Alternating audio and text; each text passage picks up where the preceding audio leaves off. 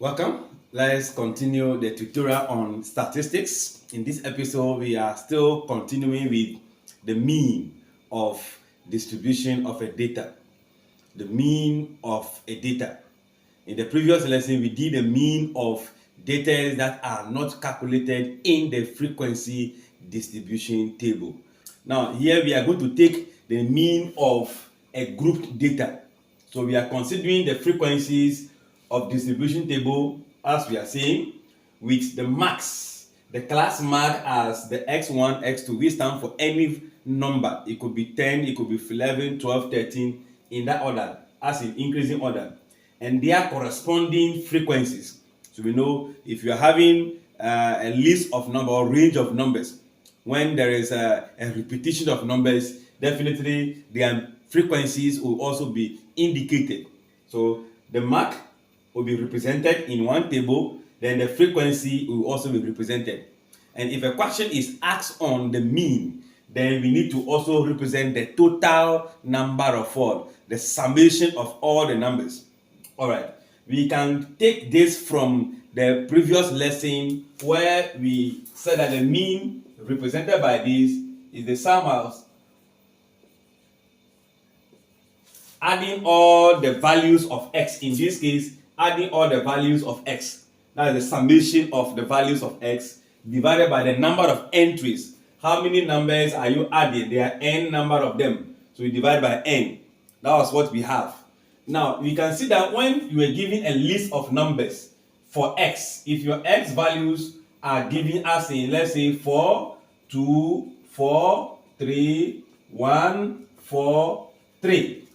If I circle this 4, you can see that I will be adding it how many times? I'll be adding the 4 3 different times. I'll also be adding the 3 2 different times. So what I can also do, the simplest way is that I see that 4 is appearing 3 times. So in terms of the summation of x, I'm seeing 4 be appearing 3 times. Therefore, the 4 which is in the data times it repeating itself 3 times. You know, if I add 4 plus 4 plus 4, I'll get 12. So if I multiply 4 by 3, I'll also be getting what? The 12. Then I'll be adding the 2 plus 1 plus 3, which is also appearing 2 different times. So I multiply. So in this case, I make my calculation a bit closer. So I'll just be referring this as the frequency. This is the frequency at which the 4 is what? Repeating. We are asking that the frequency is how often a data appears in the distribution. So you can see that the 4, which is our x, will still be there. Which means in the case of this, I am multiplying the frequency by the x. Right? For me to be able to get my summation of the values of x, I am multiplying the frequency, the number of times the element is repeating itself, by the element itself. Give me the total of the 4 repeating. So here, what we are seeing here is that when I want to find the total number of elements, in order of arranging them 4, 4, 4, 4, 4, sometimes some appear 11 times. Repeating them up to 11 times, I could just use the number that is repeating times the number of times is repeating. Give me the total of that mark. So if you draw your frequency, the value times the frequency give you the total summation of that particular data. So in doing that for all of them, the total of it will give you the sigma, which is the summation of all the values of x times x, the values of the repetition. You can see if I continue with this, at the end it will become summation of x, which involve the frequency and that of the data in the same way, which will still be divided by the number of entries. How many times is the data repeating itself? That gives you the sigma f. So from the data, if I'm asked to find the mean, it is just the sigma fx over sigma f. Simply put, the summation of all the data, all the values that are present. You are adding all of them. divided by the number of entries. The frequency tells us the number of times the data is repeating. So this is what we use to calculate the mean of a grouped data. Now, we can also see that it is not always that we can see the values of x being single. There are cases whereby we can have interval. So this x is also standing in for that table that consists of what? Interval. In case the value of x or max here is given to us as if from 0 to 9, then we have 10 to 19, 20 to 29. You see that we cannot be able to use 0 to 9 to multiply the frequency. So we cannot label this column as class mark with x, because we need to know how we are going to multiply the frequency by the value of the data.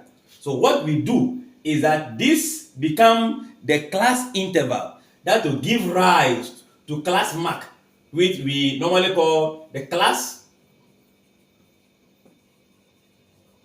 midpoint. So the class midpoint here become the value of x representing this.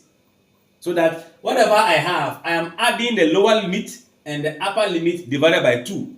So that will be 4.5. Adding this divided by this, 29 divided by 2 will be 14.5, 24.5. So this 14 and 14, 4 and 14 and 24.5 is serving as the value of x. So it will be this that I'll be using to multiply the frequency in order to generate the fx. I believe the concept is clear. So even though we are using the mean of a group data, whereby at times the value will be given to you singularly as in this form, there are times whereby you'll be giving the values of the data also in interval, and the interval must be converted to the class mark, which otherwise known as what? The class midpoint, having the designation of x. So all this value now is representing the x value, which can be multiplied in order to give rise to our total frequencies. Okay, so if you have a question like this and we are asked to find the mean of this data, whereby the 1 is repeating itself 3 times, the 2 5 times, the 3 7 times, and the 4 is what? 3 times. Per the definition we have, we need to find the fx, the f times the x, or the x times the f. We multiply them, and that will give rise to 3 1 3. 2 times 5, that will give us 10. 3 times 7 will be 21, and 4 times 3 will be 12. So in the addition of this, give us the summation of the f. So this plus this will be 10, plus this will be 18. So in this case, we have 18 out there. Then here we are also going to add everything to mean this. This is going to be 30, 40, 43, plus this 46. So now to find the mean, we know the mean is just the sigma f over sigma fx over sigma f. So we are lifting the value we have here, which is 46 divided by the value we are having in that total direction. So if we divide this, getting the value of 2.55556, we can rewrite this into 2 decimal places, 3 decimal places, 1 significant figure, depending on what the question is demanding. Let's say we have 2.56 to 2 decimal places. So this becomes the mean of this data, the central part of this data. So finding the mean of a group data using the frequency distributable is nothing but simple as we did for the ungrouped data. Okay, let's see. This is what the question has given us. The question gives us values of data with the interval and the frequency. This will be drawn by us. So this is the question we have been given, and we are asked to find the mean. What do? We know we cannot multiply the interval with the frequency to get the fx. It means before we draw this very column, we need to have a column designed for class mark. We need to take the value of x, either the class mark or class midpoint. It will still take the same value of x. So now we add the lower limit and the upper limit divided by 2. That gives rise to 4.5.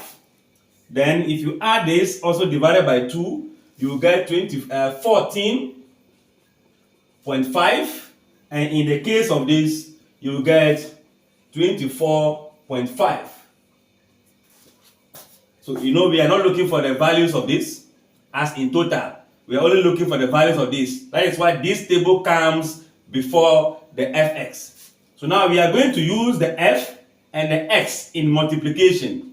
So 1 times this still give us 4.5. So 2 times this give us 29. Then 3 times this also give us 73.5. So in this case, we now have our fx. We need to find the summation of that. So we are going to have 14.5 plus 29 plus 73.5.